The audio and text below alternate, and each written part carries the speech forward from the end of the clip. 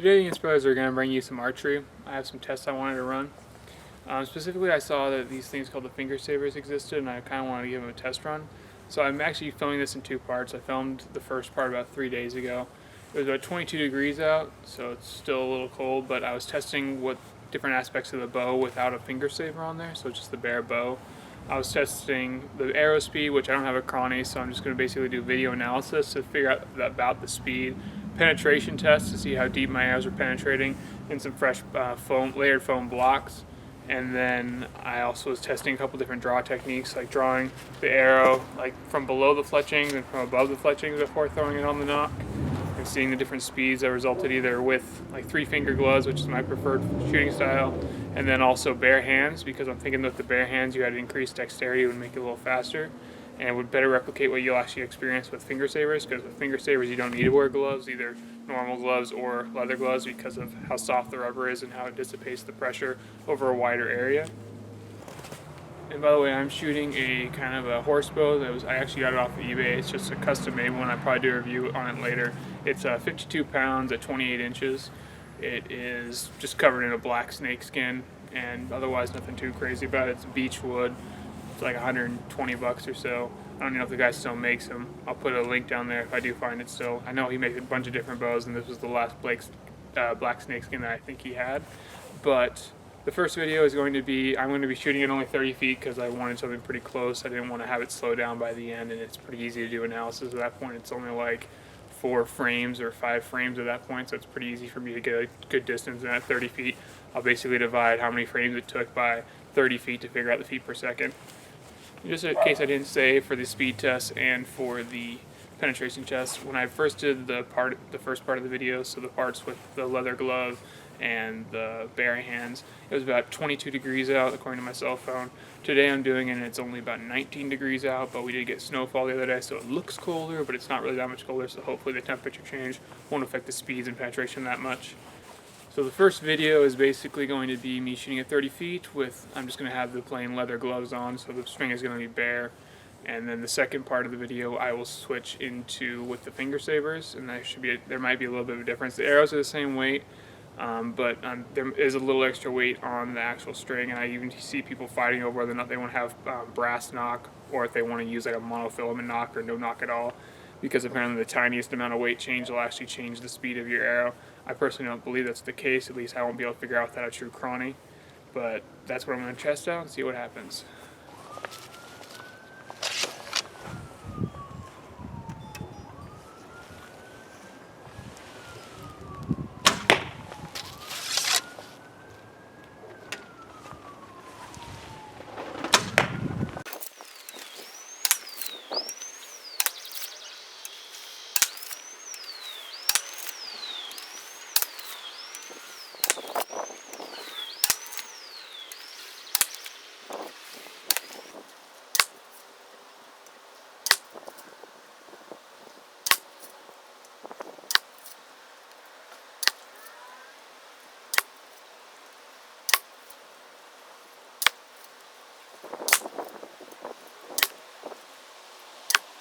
So this is the second part of the video where I'll be shooting at 30 feet with the actual finger sabers on there, see if there's any difference in the speed.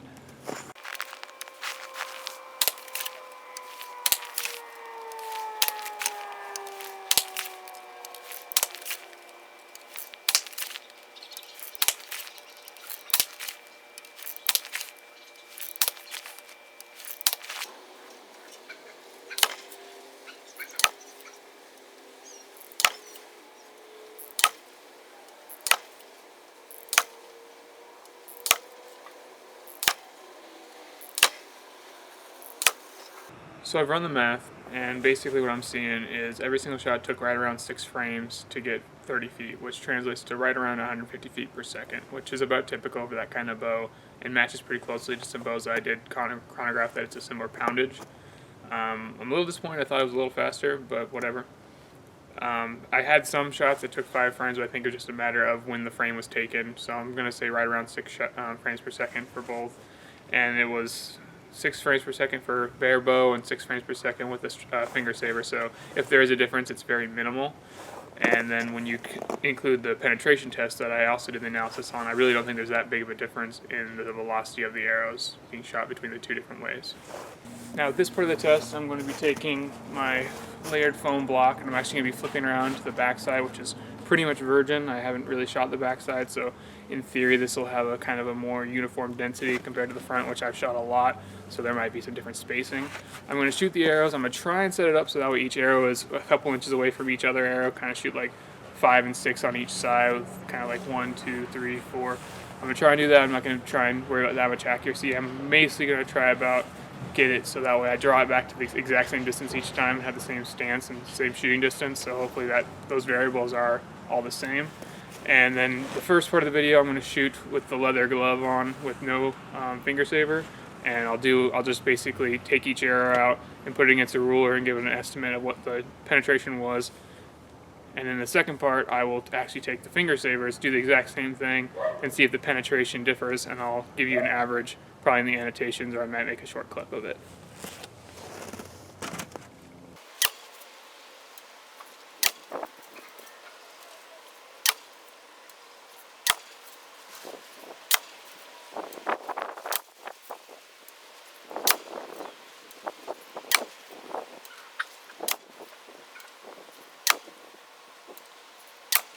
So not including that last one, I tried to space them out as much as possible. So we'll see if it actually worked.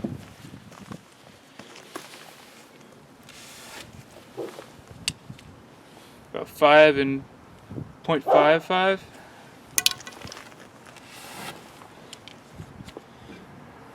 Just short of 6.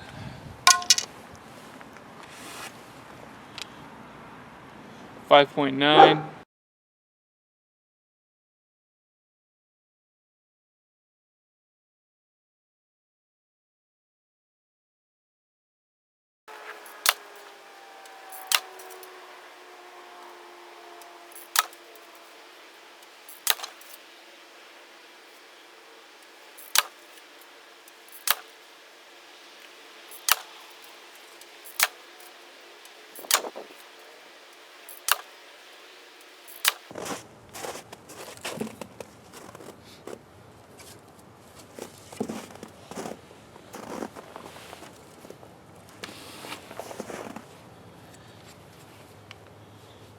I got 5.68.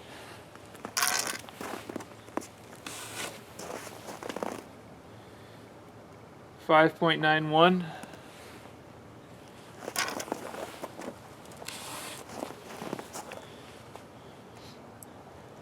5.73.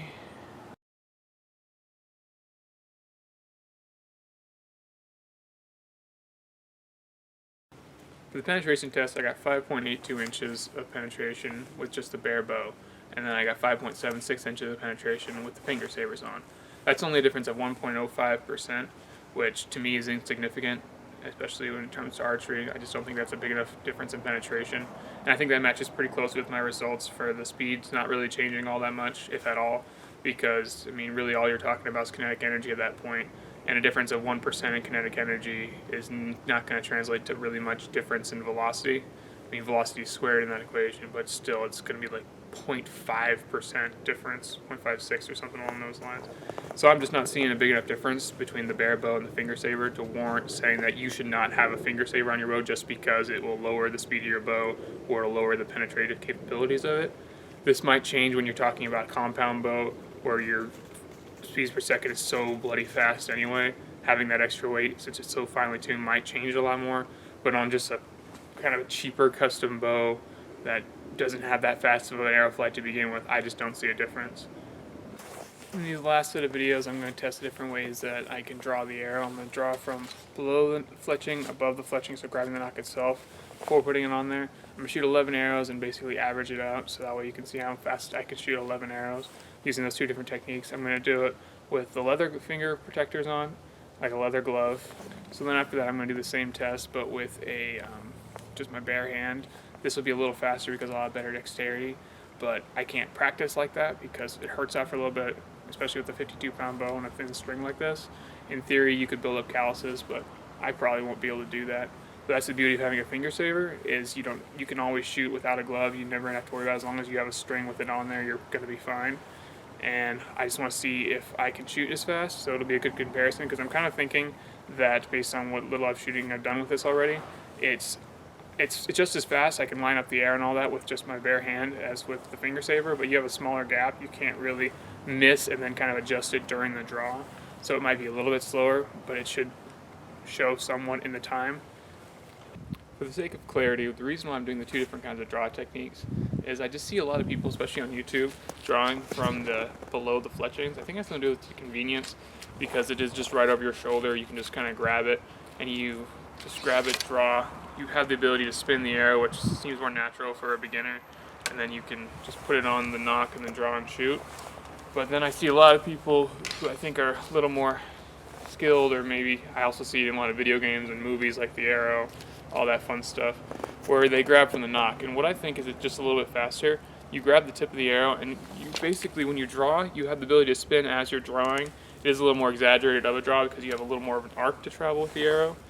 And then when you can spin the arrow however you like, and then you nock it, and you don't have to do the reposition from mid-shaft all the way down to the base. So you skip basically at least that one step, which as you skip more steps, you get faster. It's just that simple, as long as you don't add inconvenience or anything, which when your hands get cold, sometimes grabbing just by the end of the nock is a little more likely to drop the arrow, but with a little bit of practice, it really kind of goes away. But that's why I'm doing the two different drawing techniques. I just kind of want to see if there's an actual definitive difference between the two in terms of speed. For this one, we're going to grab the arrow below the fletchings, draw, nock, spin, nock the arrow, draw, and fire.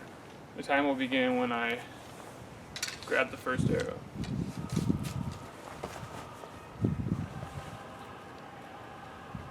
So 3, 2, 1.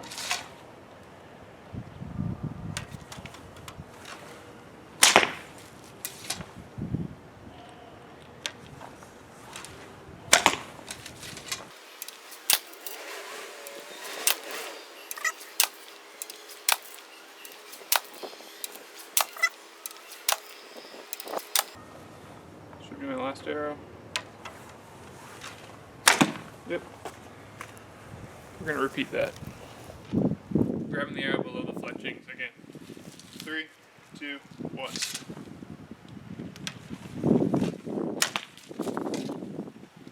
a full draw.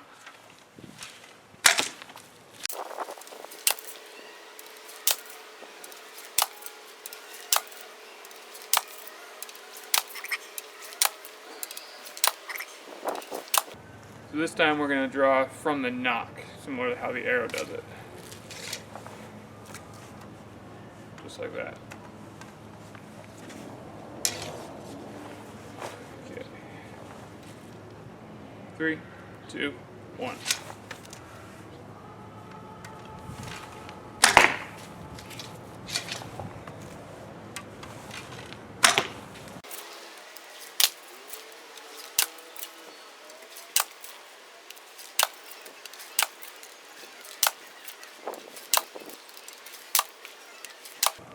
Grabbing by the nock.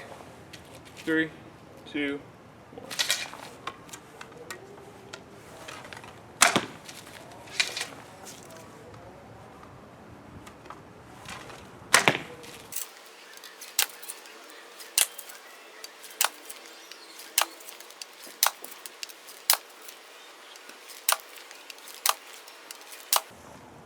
So now we're going to do this without the glove on. This should give increased dexterity and give you something similar to what the finger sabers will do, but you'll have to build up calluses and you won't be able to shoot or practice for a prolonged amount of time. I think the added dexterity will of course speed this up. But let's see if my fingers can even take it, as I haven't done this in a while. So we're going to start from below the fletchings like we did on the hands. 3, 2, 1.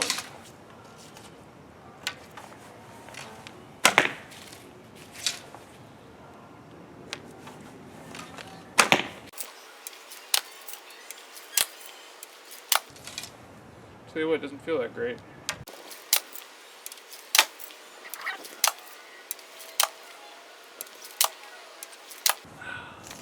Yeah, you could definitely not do that for any prolonged amount of time, but if it came down to it and you didn't have your gloves on and you had to shoot your bow, you could get it done pretty quickly. So once again, without any sort of glove on, we're going to do shooting with grabbing the nock. I'd imagine this is probably going to be the fastest, as that's the one I'm most practicing.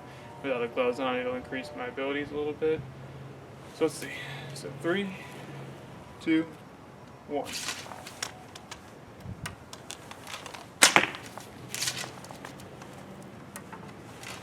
It really comes down to the ability to spin the arrow pretty quickly while you're just lining up the nock. That makes this technique a little faster in my opinion.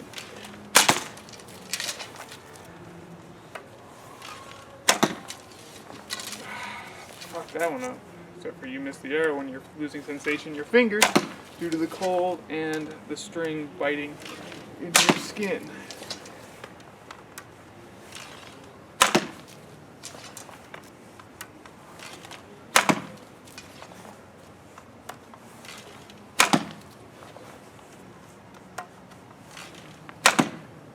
That felt really fast.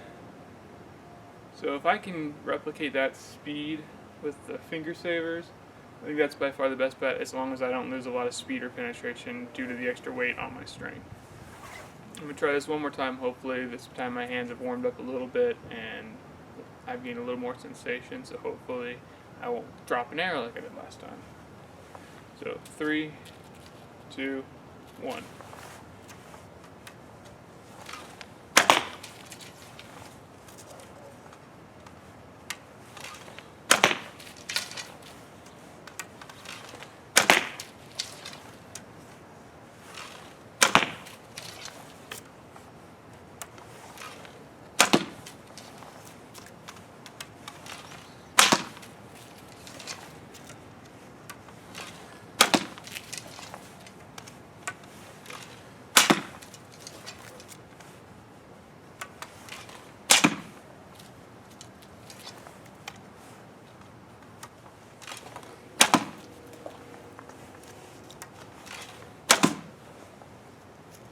A little better.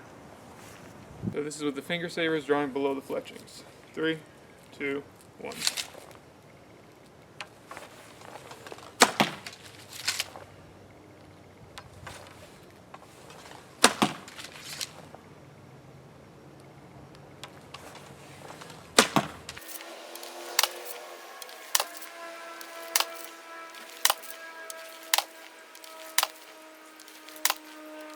So finger savers below the fletching draw. 3, 2, 1.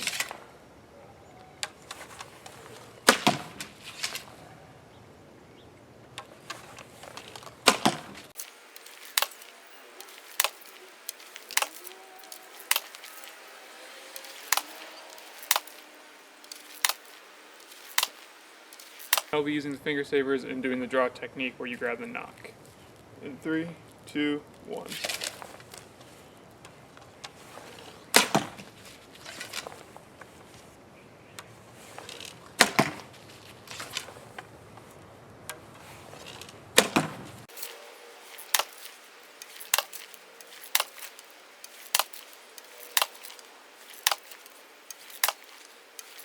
And take 2, doing the nock draw using the finger savers. 3, 2, 1.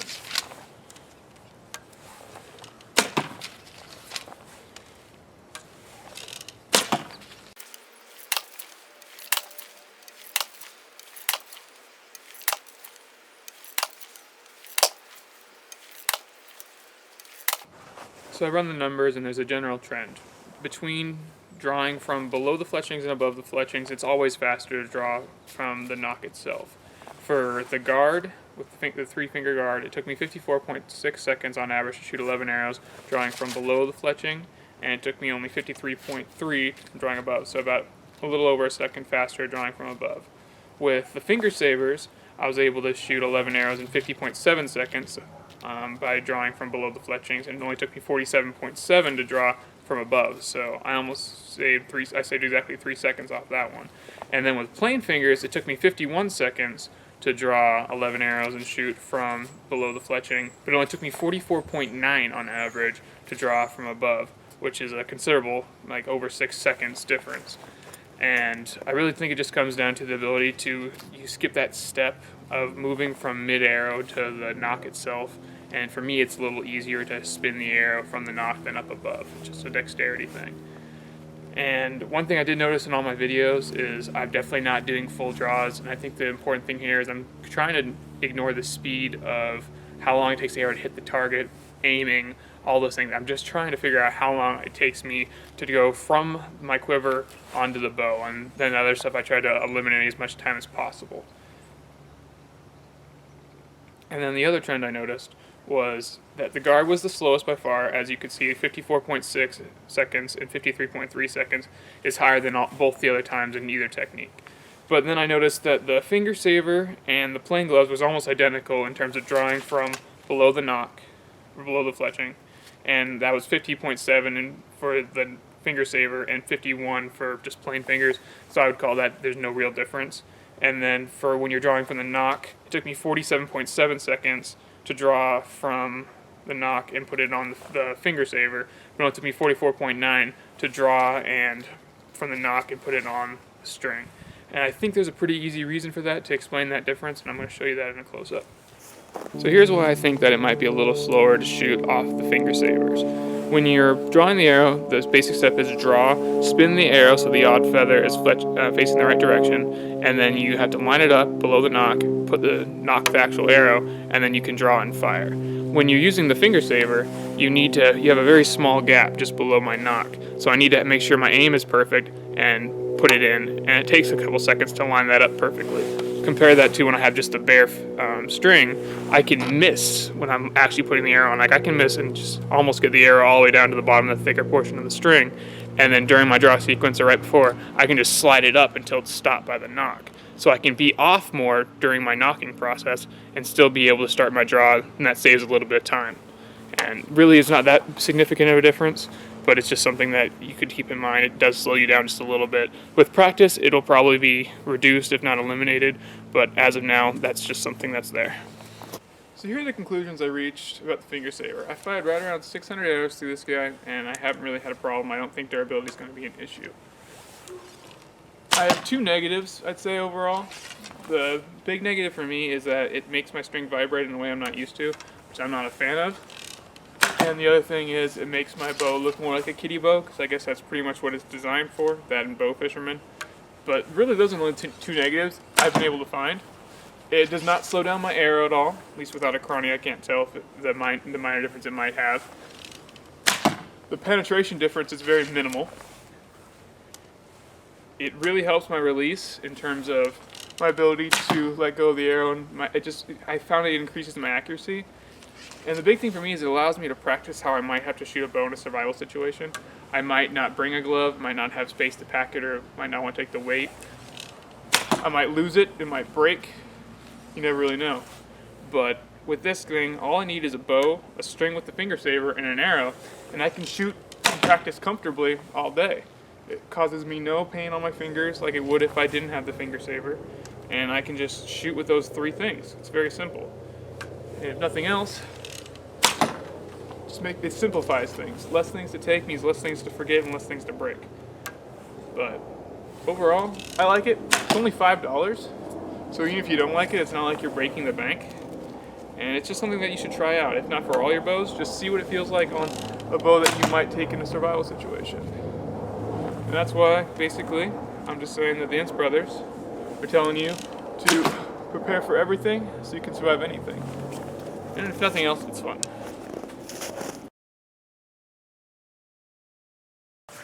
Another big thing for me is something I noticed right away. My very first group, I'll just throw a picture of it on.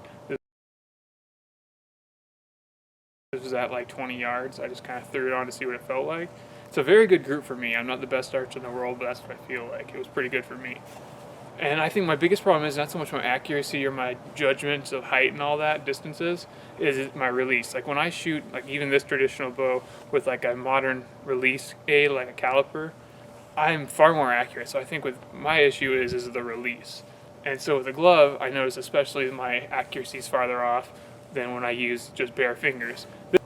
So I get that added feel for the string, and it rolls off my hand better, and it gives me better accuracy, the same accuracy I would with just bare hands. But with the finger savers, I can do that without a glove, without bare hands, and I can shoot many arrows in a row without any sort of pain, and I can just shoot all day. It gets me more practice, so I can become more adept at it, which is also good in a survival situation because I can shoot lots of arrows pretty fast, more accurately than I can with a glove, and I don't need to bring a glove.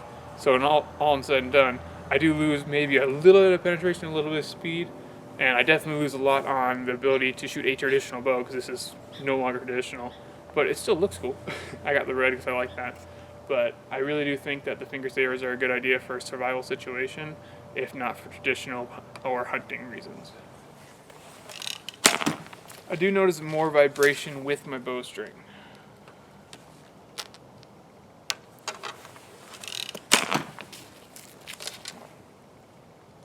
Which makes sense being as the extra weight takes longer to slow down. It's still vibrating even after the arrow leaves the string, which is something I am not used to. I don't think I like it that much. But really that's a personal preference thing. Maybe for hunters, which I don't hunt with a bow, so I'm not really sure. But maybe that would be a bad thing. I think by the time the vibrations would matter, you would already have hit the deer or missed the deer, so maybe the vibrations don't matter. I think if I put some dampeners, like some silencers up top and up on the bottom, it might help that a little bit, but it definitely does vibrate more. Like, I'm used to it just kind of like stopping, but you can see even with a light pluck how much it vibrates. And I've never had that happen before with this bow, before I put the finger sabers on. Something I do notice is this cold, my bow makes a lot more creaking noises than it did before, which is good to know, I guess, in a survival situation or a hunting situation. In the cold, my bow's loud, which would probably scare away an animal if I was trying to actually kill it. I'd imagine deers are fairly good at hearing that noise, and they jump pretty quickly. So maybe this bow is not the best bow for a hunting situation. I like it, it looks cool, but it's really not what I would use for hunting. I'd probably use like my compound bow, and for a survival situation, a folding bow like the one by Primal Gear is probably the one I'd stick with, but this one just looks cool and it's fun to shoot.